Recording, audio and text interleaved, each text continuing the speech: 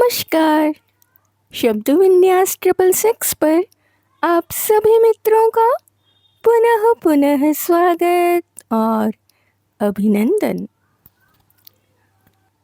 हिंदी साहित्य के संसार में आज हम सुनने जा रहे हैं हरिशंकर परसाई जी की एक बहुत प्रसिद्ध व्यंग रचना भूख के स्वर। ये व्यंग रचना 1953 में प्रकाशित हो चुकी थी, तो इसे सुनते हुए उस समय अवधि का ध्यान रखना भी आवश्यक है। यदि आज के समय के अनुसार हम इसकी तुलना करेंगे तो समय काल और परिस्थिति बहुत कुछ आज से भिन्न मिलेगा। तो 1953 का ज़माना याद करते हुए आज आप इस बहुत ही प्रसिद्ध व्यंग रचना को सुनिए। शीर्षक है भूख के स्वर। तो सुनना प्रारंभ करें।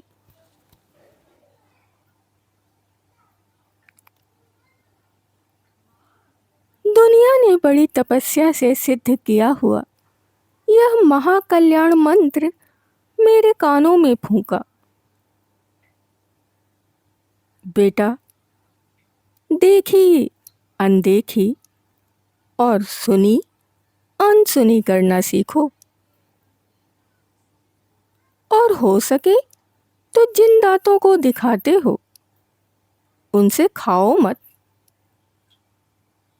और बन सके तो आँख, मस्तिष्क और हृदय को बांधने वाला जो तार है उसे चतुराई से काट डालो।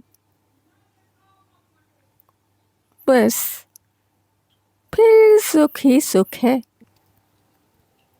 महामंत्र है, सिद्ध है। लाहौर के 11.5 रुपए के महात्मा वाले वशीकरण मंत्र से कोई कामिनी फंसते मैंने नहीं देखी, और अमृतसर वाले महात्मा के 1.25 रुपए वाले मंत्र से बांझ स्त्रियों को कानी लड़की होते हुए भी नहीं देखी। लेकिन इस महामंत्र के अपनाने वालों को हंसते फुदकते उछलते देखा है। नेक सलाह है, लेकिन असमर्थता भी कोई चीज है। कभी कभी कोई बात दिख जाती है और हृदय को मथ डालती है, और कभी कभी छिपाते छिपाते भी ये भीतर के दांत दिख जाते हैं। तब विकल होता हूँ कि अधूरी विद्या कैसी संकट बन जाती है, और तब दुनिया की सीख फिर कान में आती है। भीतर के दांतों की झलक अगर दिख ही गई, कमजोरी अगर प्रकट हो ही गई है, तो उस पर आत्म स्वीकृति के सुनहले रंग की कूंची फेर। यह भी ऐसी ही एक बात जो कभी हो गई थी, और हो जाने के बाद ना लिखना क्या अपने वश की बात है। एक दिन सूरज उगने के पहले ही मेरी नींद खुल गई। वैसे मेरे विषय में लोगों की यह धारणा है कि अगर मेरे ऊपर किसी ने विजय पाई है तो वह नींद ने। और इन्हीं लोगों का ऐसा भी ख्याल है कि कुंभकर्ण को 6 महीने की लंबी निद्रा देने में विधाता ने विश्व का जो कल्याण देखा था, वही कल्याण मुझे आलसी बनाने में देखा गया है। मैं एकाएक उठ पड़ा, क्योंकि बगल वाले मकान से 2-3 बच्चों के रोने की आवाज आ रही थी। रोने की आवाजों में बड़ी विभिन्नताएं होती हैं। इन बच्चों के सम्मिलित रोने का शब्द भी सामान्य से कुछ भिन्न था।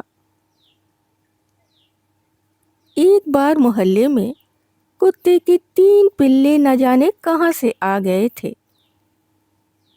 बाद में मालूम हुआ था कि उनकी माँ किसी लोकवाहक से दबकर परलोक चली गई थी।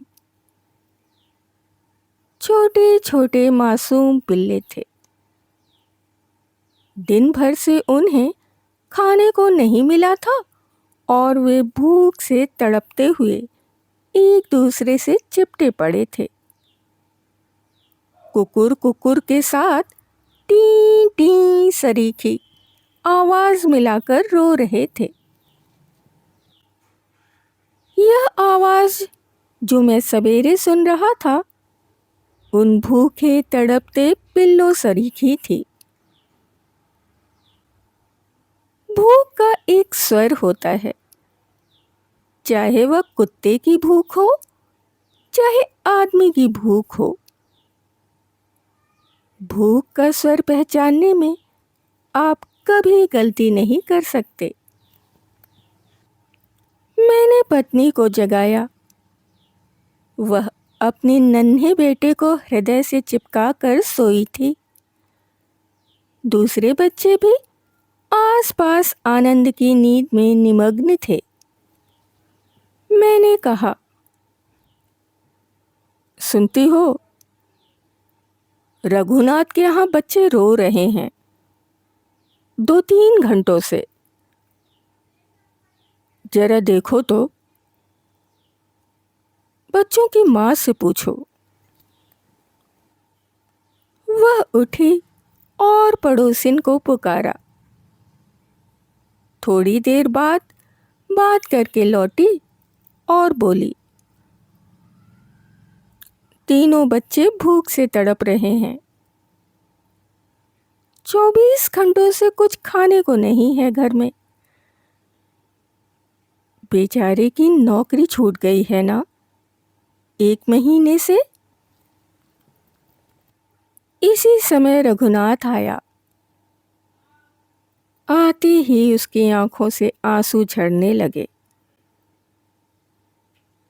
मैंने स्त्रियों की आंखों में आंसू देखे हैं, आपने भी देखे होंगे। स्त्री वैसे ही करुणा की सजीव प्रतिमा है और अबला की विवशता और करुणा जब आंसू बनकर झड़ने लगती है तब हृदय को हिला देती है। यह सच है, पर इसे मैंने कभी असामान्य नहीं माना। परंतु पुरुष का रोना, पुरुषों की आंखों में आंसू,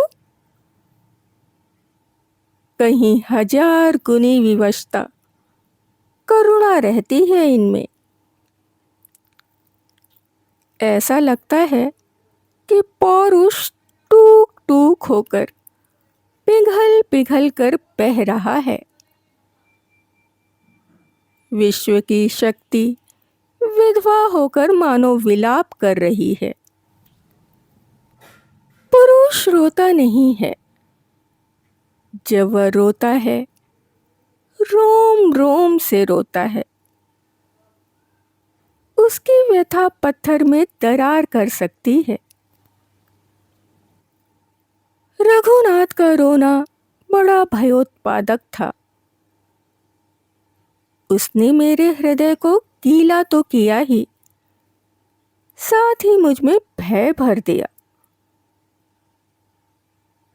पुरुष का रोना कुछ वैसा ही भय व आशंका उत्पन्न करता है जैसे सवेरे सवेरे द्वार पर कुत्ते का रोना। रघुनाथ ने हृदय खोलकर मेरे सामने रख दिया। महीने भर से अपने दर्द को ढांके था, पर आज उसके आंसू निकलकर बतला रहे थे कि इसके पास गोपनीय कुछ नहीं रहा। उसने बताया कि 1 महीना हो गया उसकी नौकरी को छूटे। 60 रुपए मिलते थे उसे। किसी तरह 3 बच्चों का और स्त्री का पेट भरता था। पर 1 महीने से घर में न बर्तन बचा था न अन्न का दाना। नौकरी ढूंढते ढूंढते पांव में छाले पड़ गए थे, पर कोई ठिकाना नहीं लगता था। मैंने सब हाल सुना। नितांत हृदयहीन हूं ऐसा तो नहीं है, पर हम में से अधिकांश के लिए सहानुभूति भी एक कला बन गई है। भाषा के वैभव ने हमें क्षमता दी है कि हम चुनिंदा शब्द उच्चारित करें।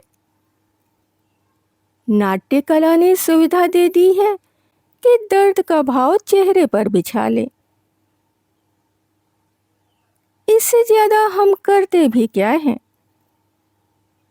सोचकर संतोष कर लेते हैं कि ज्यादा कर भी क्या सकते हैं। स्त्री ने उन बच्चों के लिए रात की रोटी भिजवाई। इस गर्व के साथ मानो अपना सर्वस्व त्याग कर रही हो, विश्व का पालन करने के लिए। उस समय अपने खुद के बच्चों के लिए वह गरम पराठे बना रही थी। ग्लानि से मेरा मन भर गया। कैसी क्षुद्रता है। हमारे घरों में बासी रोटी, कुत्ते की जूठी खीर, बिगड़ा हुआ चावल सब भिखारी व अतिथि के लिए होता है। स्त्री की क्षुद्रता का जिक्र करके मैं संतोष पा रहा हूं, पर मेरे नाम पर आप थूके, क्योंकि मैंने इसका भी विरोध ना किया। मेरे अंतर में न जाने कहां दुबकी बैठी नीचता ने कहा कि यह उचित ही है। खैर, दोपहर को रघुनाथ ने यह तय किया कि वह अपनी स्त्री को बच्चों के साथ उसके मायके भेज दे। उन लोगों के पास कुछ खेती है, वहां बच्चे पल जाएंगे। उसकी नौकरी लगते ही वह उन्हें बुला लेगा। वह गांव लगभग 20-25 मील दूर था। पास में ही रहने वाला एक गाड़ी वाला 5 रुपए में उन्हें वहां फेंक आने के लिए तैयार हो गया। गाड़ी तैयार हो गई। स्त्री तीनों बच्चों को लेकर गाड़ी में बैठ गई। रघुनाथ खड़ा खड़ा रो रहा था। स्त्री भी रो रही थी। रघुनाथ का मन ग्लानि से भरा था। वह अपने आप को धिक्कार रहा था। आज वह अपने स्त्री बच्चों का पेट भी नहीं भर सकता, दूसरों के माथे ढकेल रहा है। अपने हृदय के टुकड़ों को इसलिए यहाँ से भगा रहा था कि वे भूख से मरने से बच जाएं। और स्त्री, उस बेचारी की लज्जा और विषाद का क्या अंत था। अपनी दरिद्रता को लेकर स्त्री कभी मायके नहीं जाना चाहती। अपने पति के घर की समृद्धि ही तो उसे मायके में सम्मान दिलाती है। दरिद्र पति की पत्नी तो मायके में भी तिरस्कार व अपमान ही पाती है। आज इस अवस्था में जाते समय उसका हृदय टुकड़े टुकड़े हो रहा था। उसकी आंखों से आंसुओं की झड़ी लगी थी और इधर उसका यह पति जमीन में गड़ा सा अपने भार से आप दबा हुआ विवश खड़ा था। गाड़ी चल दी। वह अभागिन बच्चों को गोद में संभाले हुए बैठी थी, जैसे कोई वेगी अपने बच्चों को पंखों में समेटे जलते हुए वृक्ष से भाग जाने का विवश संकल्प करके भी न भाग सकती हो। 2 दिन हो गए, गाड़ीवान नहीं लौटा। तीसरे दिन शाम को वह आया, खबर दी कि राह में खूब पानी गिरा, ठंड कड़ाके की पड़ रही थी। एक लड़के को यहीं से बुखार था। पानी और ठंड की मार से घर पहुंचते ही उसके प्राण पक्षी पिंजड़ा खाली कर गए। रघुनाथ ने सुना, बड़ी देर तक रोता रहा। उसकी नौकरी अभी भी नहीं लगी थी। इस समय जब उसकी स्त्री बेटे के मरण के दुख से तड़पती होगी, उसे लगा कि उसका दुख बटाने के लिए उसे वहां होना चाहिए था। पर वह जाता भी कैसे? रात को लगभग 8 बजे मोहल्ले में बड़ा हल्ला हुआ। मैं बरामदे में आकर बाहर खड़ा हुआ तो सामने से रघुनाथ रोता चिल्लाता आ रहा था। सिर से रक्त बहकर कुर्ते पर गिर रहा था। नजदीक आया तो मैंने पूछा, क्यों, क्या हुआ? ये खून कैसे बह रहा है? वह रोते हुए बोला, गाड़ीवान ने मुझे लठ से मारा। इतने में वह गाड़ी वाला भी आ गया। मैंने उससे पूछा, क्यों रे, तूने इसे क्यों मारा? वह बोला, बाबूजी, यह मेरा किराया नहीं देता।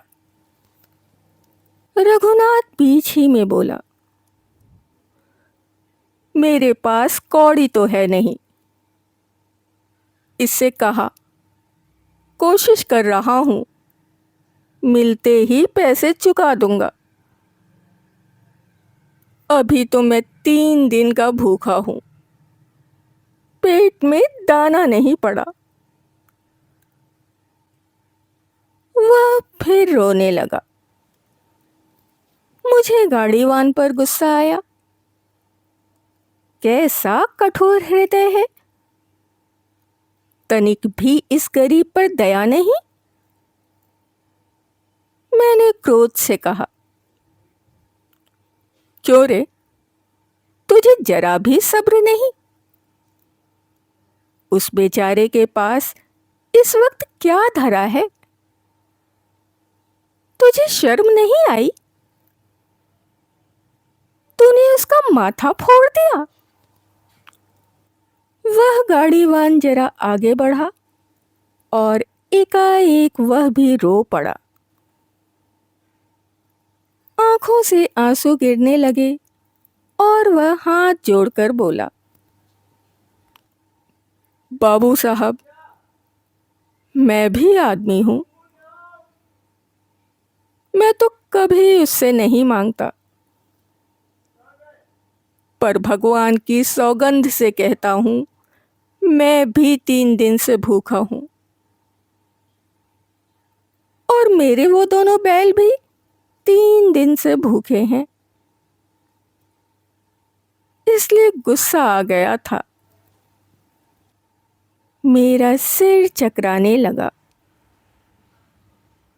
सामने वह भी खड़ा रो रहा था जो पीटा गया था। वह भी रो रहा था जिसने पीटा था। किसी तीसरे ही प्रबल दुश्मन ने दोनों को मारा था। यह रघुनाथ भी भूखा 3 दिन से, गाड़ीवान भी भूखा 3 दिन से, सब भूखे। शिक्षित इंसान भूखा, अपड़ गवार भी भूखा और पशु भी भूखा। सुबह उठा तो मालूम हुआ कि गाड़ीवान के उन दोनों बैलों ने रात को रस्सी तुड़ा ली और सेठ बदामी लाल के खेत की कांटों की बाड़ी तोड़कर घुस गए। खूब पेट भरकर अनाज और घास चरा। चौराहे पर बदामी लाल दोनों बैलों को लिए खड़ा था। कांजी हौस की धमकी दे रहा था। दोनों बैल बैठे थे। चेहरे से तृप्ति झलक रही थी। पेट खूब भरे थे। आनंद से जुगाली कर रहे थे। दोनों बैल बैठे हंस रहे थे। ये दोनों मनुष्य खड़े खड़े रो रहे थे। अभी आपने सुना हरिशंकर परसाई जी की व्यंग्य रचना भूख के स्वर। इसके बारे में अपने विचार हमारे साथ अवश्य ही साझा करें। यदि ये रचना और उसका प्रस्तुतिकरण आपको पसंद आया हो तो आप इसे लाइक भी कर सकते हैं।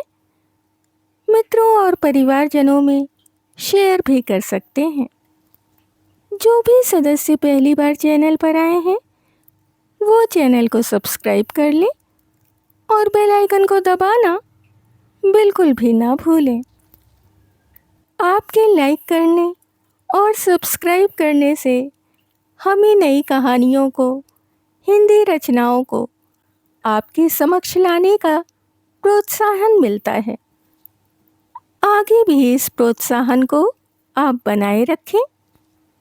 रचनाओं और उनके प्रस्तुतिकरण से संबंधित यदि कोई विचार, सुझाव, आलोचना या फरमाइश आपके पास हो तो उसे कमेंट्स के जरिए हम तक आने दें। इसके अतिरिक्त अपने पसंद की कोई कहानी, उपन्यास या अपने पसंदीदा किसी लेखक की कोई रचना यदि हमारे द्वारा इस मंच के द्वारा सुनना चाहते हो तो उसके लिए भी आप हमें कमेंट्स में लिख सकते हैं। अभी के लिए विदा। शुक्रिया।